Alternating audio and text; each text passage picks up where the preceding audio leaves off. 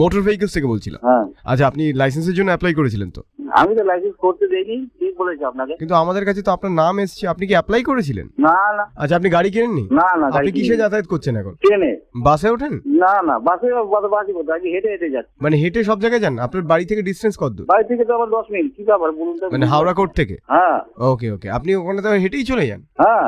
তাহলে গাড়ি কিনে নিন, একটা স্কুটার কিনে নিন। কেন স্কুটার কিনবো কেন আমি? ওকে, কিনে অবশ্য কি করবেন বলুন? আপনি তো নাকি শুনেছি যে বাসে উঠে ভাড়া দেন না। এসব কথা আপনি বলছেন কেন বুঝতে পারছি না না, আপনি বাসে উঠে ভাড়া দেন না, অনেক কন্ডাক্টর আমাদের কমপ্লেন করেছে। আপনি কে বলুন না? আমি মোটর ভেহিকলস থেকে বলছিলাম, ইন্সপেক্টর রবিরাজ।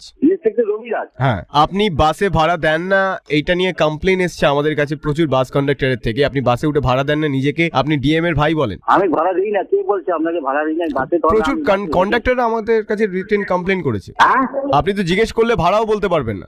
পাড়ার কি রং ভাই না দাদা বস আছে, সে ভাড়া দেবে না? কোনো কন্ট্রাক্টর এটা ভয় আপনার কাছে রিপোর্ট করলে আপনি মেনে নিলেন? আমাকে যে কন্ডাক্টর অনেকজন মিলে আমাকে রিপোর্ট করেছে, এবং সবাই সবার একটা বক্তব্য যে আপনি নাকি বাসে ওঠেন, ভাড়া দেন না, বলেন ডিএম এর ভাই, ভাড়া কিসে? আপনি আপনি আপনি ভুল বলছেন, দেখুন ভুল করছেন, কোন একটা ভুল আপনাকে হচ্ছে। আপনাকে একদিন একটু আমাদের অফিসে আসতে হবে, তাহলে আমি কন্ডাক্টরদেরকে আপনি চেনেন কিনা এটা একটু আইডেন্টিফাই করতেছ। আপনি তো জানি নিশ্চয়ই আপনি একজন ভদ্র মানুষ, সিনিয়র ব্যক্তি। না, ভদ্র মানুষ নয়, যখন আপনার কাছে রিপোর্ট করেছে তখন ভদ্র মানুষ হবে কি করে? সেটাও ঠিক। আমি সেটা বলছি না। আচ্ছা, আপনি বলুন তো হাওড়া থেকে শালকিয়ার ভাড়া কত হয় বাসে?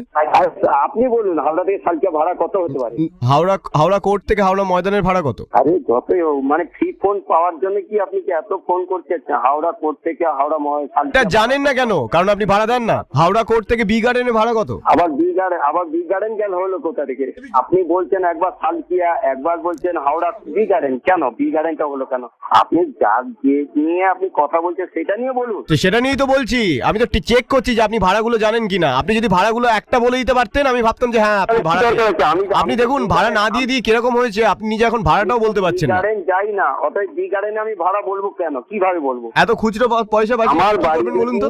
আমার বাড়ি আপনি বলছেন সালকিয়া, আপনি সবই জেনে বসে আছেন। আমার বাড়ি সালকিয়া, হাওড়া থেকে সালকিয়া ভাড়া আপনি দেন না, এইভাবে আপনার কাছে রিপোর্ট করেছে কেউ, আপনি নিজে বলে যাচ্ছেন, এবং সরকার ফ্রি ফোন পাচ্ছেন, ফোন করে যাচ্ছেন, নানা রকমের বলছেন। আপনি তো আমি তো শুনেছি আপনি খুব কিপটে নাকি? ঠিক আছে বাবা। আপনি কি কিপটে? হ্যাঁ হ্যাঁ, কিপটে যা। আর কিছু বলতে চাইছেন? দেখুন, এরকম করলে কিন্তু হাওড়া কোর্টেই আপনার নামে কেস উঠবে। ওই চার্জশিটটা আপনাকেই নিয়ে আসতে হবে গিয়ে। হ্যাঁ হ্যাঁ, বলছি তো কিপটে বলছে, আপনি বলছেন। আপনারও তো বাড়িতে ছেলে রয়েছে, সেও তো বড় হয়ে কন্ডাক্টর হবে, তখন যদি তাকে বাসে কেউ ভাড়া না দেয় তখন তার খারাপ লাগবে না?